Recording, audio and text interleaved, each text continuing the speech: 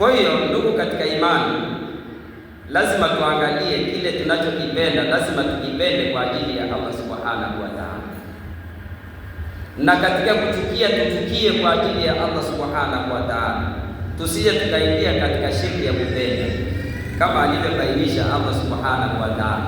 Kwa hiyo hizi ni aina kuu za ushirikina. Ushirikina mkubwa tumeona umegawanyika sehemu kuu 4, ambayo sehemu ya kwanza tumesema kwamba ni katika maombi. Haya maombi unayaomba unamshirikisha asiyekuwa Allah subhanahu wa ta'ala. Kwa hiyo sasa hivi kuna matapeli wengi sana wamejitokeza katika Uislamu, na mpaka wengine wametengeneza na vibanda. Ukiuliza kazi kubwa ni nini, wanafanya kazi ya kuombea, na waathirika wakubwa ni akina mama. Sijui tunafeli wapi akina mama, kwa sababu unakuta safu zilivyojaa kiasi ambacho hata msikitini huwezi kukuta safu kama hizo. Kwa hiyo kuna dua wanaombewa, baada ya hapo sijui kuna maji, sijui kuna vitu gani, jambo ambalo unaweza ukalifanya wewe. Kwani hii kul huwallahu, kul a'udhu birabbin nas, kul a'udhu birabbil falaq, si unaiweza? Kwa nini usiitumie wewe mpaka atumie mtu mwingine? Ina maana wewe kujiamini, yaani maana yake ni kwamba waliokuwa wengi hawajiamini. Kuto kujiamini ni tatizo kubwa sana. Sasa matokeo yake mtu anakuombea fanya hivi fanya hivi, alafu baada ya muda, kwa sababu kuna maswali ya kishetani yameshirikishwa, baada ya muda kinatokea kitu gani? Hali inatulia, alafu inaanza upya tena. Nyinyi angalieni wanaochinja mbuzi kwa ajili ya mashetani, wanaweza wakapewa kama miezi miwili, mgonjwa akawa amepata nafuu, mpaka wanasema ile mbuzi alhamdulillah, tangu tulipochinja ile mbuzi mambo yamekaa vizuri, lakini likija likirudi inakuwa ni balaa zaidi. Kwa hiyo shirki katika maombi, tunapaswa tumuombe Allah subhanahu wa ta'ala, na wewe kumuomba mwenyewe, yaani wewe kumuomba Allah subhanahu wa ta'ala ni bora kuliko kuombewa na mtu, kwa sababu unapomuomba, kwani Allah anapingamizi gani wewe unapomjibia shida zako? Mpaka upitie kwa mtu fulani yendo akuombee dua, alafu je, unaamini huyu mtu unamwamini kwamba yeye ni msafi zaidi kuliko wewe? Kwa sababu siku zote wewe unaomba ndio unajua uchungu wa yale yaliyokuswidi. Mtu mwingine inawezekana akawa anaomba dua wala akili yake haiko katika dua, lakini wewe unapolia unajua majanga yaliyokukuta ni aina gani. Kwa hiyo lazima tuwe makini sana katika swala hili ili kunusurika na kuvinusuru vizazi vyetu. Kwa hiyo shirki ya pili tumesema ni katika nia, makusudio. Yaani inawezekana unafanya ibada, lakini unachotaka wewe watu wakusikie, unachotaka wewe upewe pesa, yaani shida yako ni hiyo tu, hakuna kingine. Pia hiyo inakuwa ni katika aina ya ushirikina.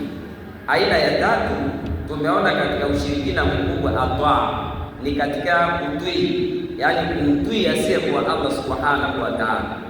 Na aina ya 4 tumeona shirkul mahabba, kuna ushirikina katika kupenda, yaani mtu anampenda asiyekuwa Allah subhanahu wa ta'ala kuliko anavyompenda Allah subhanahu wa ta'ala.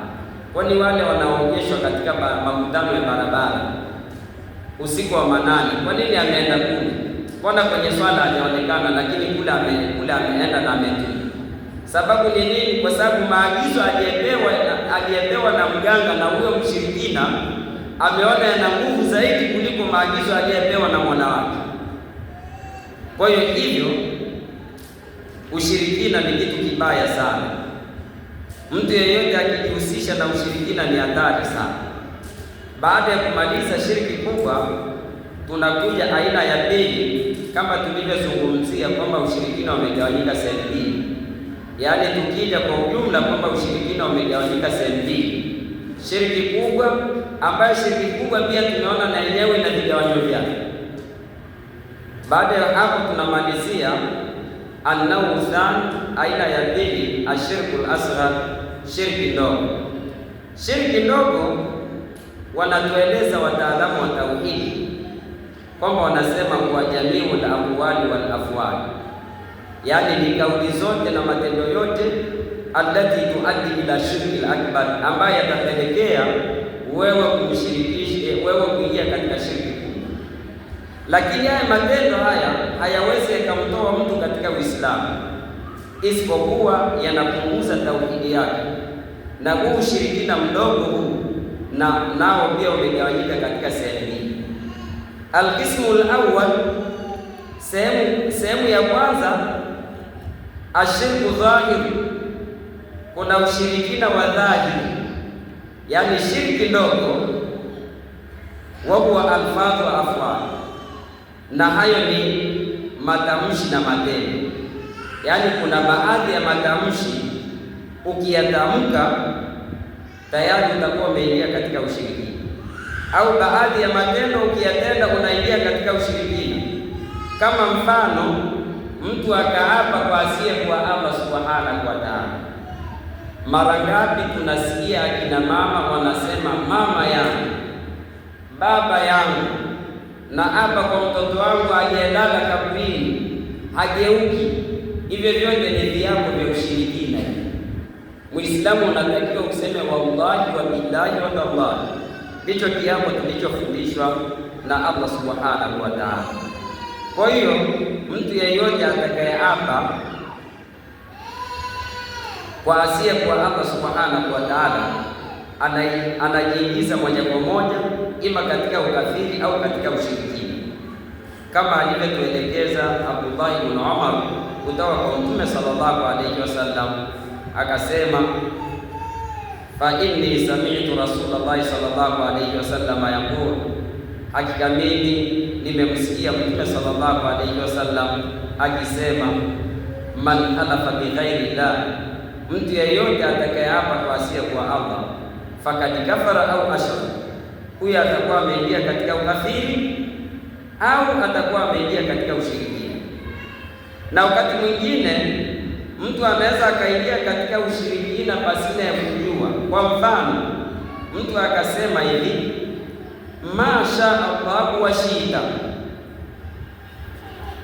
akitaka Allah na wewe ukitaka.